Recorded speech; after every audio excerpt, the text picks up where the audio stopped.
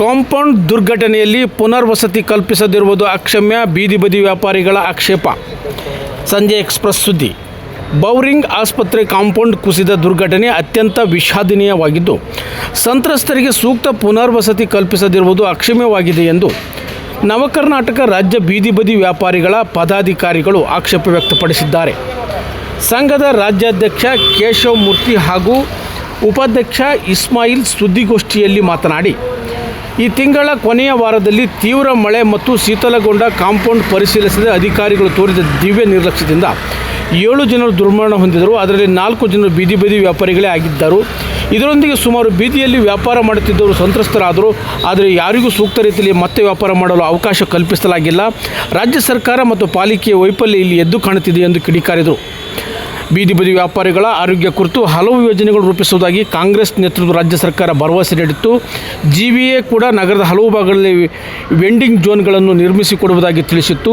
Smart card ಮಾದರಿಯ ಗುರುತು ಚೀಟಿಗಳನ್ನು ವಿತರಿಸುವುದಾಗಿ ಕೂಡ ಹೇಳಲಾಗಿತ್ತು.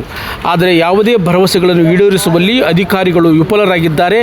ಮುಖ್ಯ ಕಾರ್ಯದರ್ಶಿಯಿಂದ ಹಿಡಿದು ಜಿಬಿಎ ಮುಖ್ಯ ಆಯುಕ್ತರವರೆಗೆ ಹಲವಾರು ಬಾರಿ ಮನವಿಗಳನ್ನು ನೀಡಿದರೂ ಯಾವುದೇ ಸೂಕ್ತ ಕ್ರಮಗಳನ್ನು ಕೈಗೊಂಡಿಲ್ಲ ಎಂದು ತಿಳಿಸಿದರು. ಇದೇ ಸಂದರ್ಭದಲ್ಲಿ ಗಾಂಧಿನಗರದ ಸತ್ಯನಾರಾಯಣ ಸ್ವಾಮಿ ದೇವಸ್ಥಾನದಲ್ಲಿ ರಾಜ್ಯ ಪದಾಧಿಕಾರಿಗಳ ಸಮ್ಮುಖದಲ್ಲಿ ಹಲವು ಸಂಘಟನೆಗಳ ಪದಾಧಿಕಾರಿಗಳು ಸೇರ್ಪಡೆಗೊಂಡರು. ಈ ಸಂದರ್ಭದಲ್ಲಿ ನವಕರ್ನಾಟಕ ರಾಜ್ಯ ಬೀದಿ ಬದಿ ವ್ಯಾಪಾರಿಗಳ ಸಂಘದ ರಾಜ್ಯ ಪ್ರಧಾನ ಕಾರ್ಯದರ್ಶಿ ಭಕ್ತವತ್ಸಲ, ಉಪಾಧ್ಯಕ್ಷರಾದ ದೊಡ್ಡಣ್ಣ ಬಿಕೆ, ಖಜಾಂಚಿ ಆಶಾ ಆರ್ ಮತ್ತಿತರ ಪದಾಧಿಕಾರಿಗಳು ಉಪಸ್ಥಿತರಿದ್ದರು. ಈಗ ಶಿವಾಜಿನಗರದಲ್ಲಿ ನಾವು ಈಗ ನೆನೆಸ್ಕೊಂಡಿರೋದು ಎಲ್ಲ ಟೀಮಲ್ಲಿ ಕೂತ್ಕೊಂಡು ನಾವು ಚರ್ಚೆ ಮಾಡಿ ನಮ್ಮ ಸಂಘಟನೆಗಳಿಗೆ ಒಂದು ರಿಜ್ವಾನ್ ಅರ್ಷದ್ ಅವ್ರ ಹತ್ರ ಹೋಗಿ ಒಂದು ಮನವಿ ಕೊಟ್ಟು ಆಮೇಲೆ ಕಮಿಷನರ್ ಹತ್ರ ಒಂದು ಮನವಿ ಕೊಡೋಣ. ಯಾಕಂದರೆ ಒಂದು 15ರಿಂದ 20 ದಿವಸ 24 ದಿವಸ ಏನೋ ಆಯಿತು ಶಿವಾಜಿನಗರದಲ್ಲಿ ಆ ಗೋಡೆ ಹತ್ರ ಹಾಕ್ಕೊಂಡಿದ್ರು. ಅದಕ್ಕೆ ಯಾರು ಮನೆ ಅದಾಗಿ ಅದು ಬಿದ್ದಿರೋದು. ಪಾಪ ಬೀದಿ ಬದಿ ವ್ಯಾಪಾರಿ ಅವರು ಈಗ ಒಂದೊಂದು ಮನೆ ಒಳಗೆ 4 ಜನ 3 ಜನ ಇದ್ದೇ ಇರ್ತಾರ. ಅವ್ರಿಗೆ ಎಷ್ಟೋ ಜನಕ್ಕೆ ಹಾಗಾಗಿ ಬಿಡ್ತಾ ಇಲ್ಲ. ಅದಕ್ಕೆ ನಾವು ಒಂದು ಮನವಿ ಕೊಡೋಣ ಅಂತ ರಿಜ್ವಾನ್ ಅರ್ಷದ್ ಅವ್ರಿಗೂ ಕಮಿಷನರ್ ಅವ್ರಿಗೂ ಕೊಡೋಣ ಅಂತ ತಿಳ್ಕೊಂಡಿದ್ದೀವಿ. ಬಟ್ ಅವ್ರಿಗೆ ಇದನ್ನು ಕೊಟ್ಟಿದ್ದಾರೆ, ನಮ್ಮ ID ಕಾರ್ಡು ಕೊಟ್ಟಿದ್ದಾರೆ. ಬೀದಿ ಬದಿ ವ್ಯಾಪಾರಿಗಳಿಗೆ ಲೈಸೆನ್ಸ್ ಬೌರಿಂಗ್ ಆಸ್ಪತ್ರೆ ಗೋಡೆ ನಾವು ಹೊಡೆಯಲ್ವಲ್ಲ, ಅದು ಅವ್ರಿಗೆ ಬೇರೆ ಕಡೆ ವ್ಯವಸ್ಥೆ ಮಾಡಿಕೊಡ್ಬೇಕಂತ ಹೌದು, ವ್ಯವಸ್ಥೆ ಮಾಡಿಕೊಡ್ಬೇಕಾಗಿದೆ. ಈಗ ಗೋಡೆ ಎಷ್ಟು ದೂರಕ್ಕೆ ಬಿದ್ದಿದೆ, ಒಂದು ಸ್ವಲ್ಪ ದೂರಕ್ಕೆ ಬಿದ್ದಿದೆ. ಅಲ್ಲಿಂದ ಎಲ್ಲ ಕಡೆನೂ ಹೆಚ್ಚಾಗಿ ಮಾಡಿಬಿಟ್ಟು ಕೇಳಕ್ಕೆ ಹೋದ್ರೆ ಹೊಡಿತಾ ಇದ್ದಾರಂತೆ.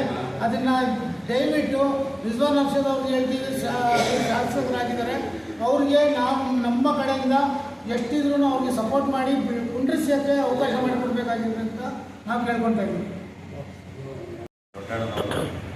ನಮಗೆ ಸಮಸ್ಯೆ ಏನಪ್ಪ ಅಂದರೆ ID ಕಾರ್ಡ್ ಕೊಟ್ಟಿದ್ದಾರೆ, ಅದು ಕಂಪ್ಲೇಂಟು ಕೇಸ್ ಆಗಿದೆ ಅಂದ್ಬಿಟ್ಟು ನಮ್ಮ ID ಕಾರ್ಡನ್ನು ಸ್ಟಾಪ್ ಮಾಡಿಸಿದ್ದಾರೆ. ಆ ಕಾರ್ಡನ್ನು ಮಾರ್ಚ್ ತಿಂಗಳೊಳಗೆ ಎಂದೊಳಗೆ ಕೊಡ್ತೀವಿ ಅಂತ ಹೇಳಿದರು. ಆ ಕಾರ್ಡನ್ನು ನಮ್ಮ ಬೀದಿ ವ್ಯಾಪಾರಿಗಳಿಗೆ ಮೊದಲನೇ ಆದ್ಯತೆ ಕೊಡಬೇಕು.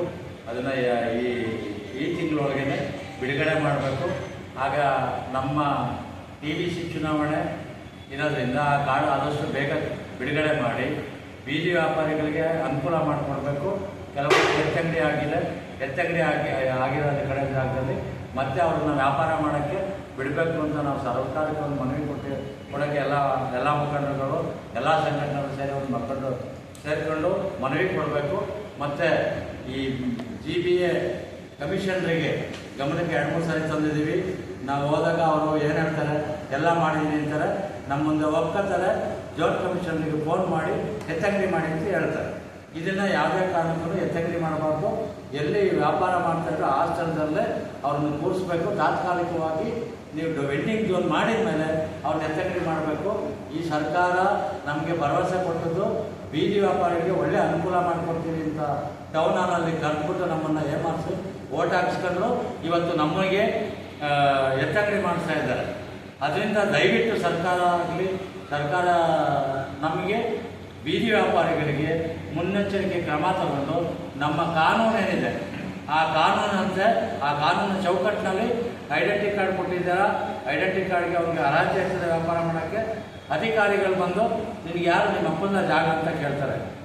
40 ವರ್ಷದಿಂದ ಅಂಗಡಿ ಇರ್ತಕ್ಕಂಥ ಪೀಣ್ಯ ಸಂಘದಲ್ಲಿ ಲೈಸೆನ್ಸ್ ಇರೋ ನಂದಿನಿ ಹಾಲು ಬೋತು ಲೈಸೆನ್ಸ್ ಇರೋ ಅಂಥ ಅಂಗಡಿಗಳನ್ನ ಮಾಡಿದ್ದಾರೆ. ಮೀನುಗಾರಿಕೆ ಅಂತ ಅವ್ರದ್ದೂ ಕೂಡ ಎತ್ತಂಗಡಿ ಮಾಡಿದ್ದಾರೆ. ಸುಮಾರಲ್ಲಿ ವ್ಯಾಪಾರ ಮಾಡಿ 40 ವರ್ಷದಿಂದ ವ್ಯಾಪಾರ ಮಾಡ್ಕೊಂಡು ಬಂದಿದ್ದಾರೆ. ಕೇಳದೆ ಬಂದು ಏಕಾಏಕಿ ಎತ್ತಿದ್ದಾರೆ.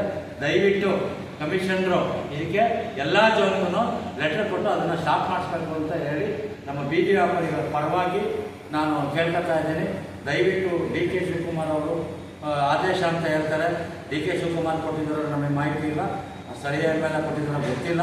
ಒಟ್ಟಿಗೆ ಸರ್ಕಾರದ ವತಿಯಿಂದ ಯಾವುದೇ ಕಾರಣಕ್ಕೂ ಬೀದಿ ವ್ಯಾಪಾರಿಗಳನ್ನು ತೆರವು ಮಾಡಿದಂತೆ ನಾವು ಸರ್ಕಾರಕ್ಕೆ ಮನವಿ ಕೊಡ್ತೀವಿ. ಈ ಮನವಿಗೆ ಸ್ಪಂದಿಸಿಲ್ಲ ಅಂದರೆ ರಾಜ್ಯಾದ್ಯಂತ ಬೀದಿ ವ್ಯಾಪಾರಿಗಳು ಒಟ್ಟಾಗಿ ಹೋರಾಟ ಮಾಡೋಕ್ಕೆ ಸಿದ್ಧವಾಗಿದ್ದೀವಿ.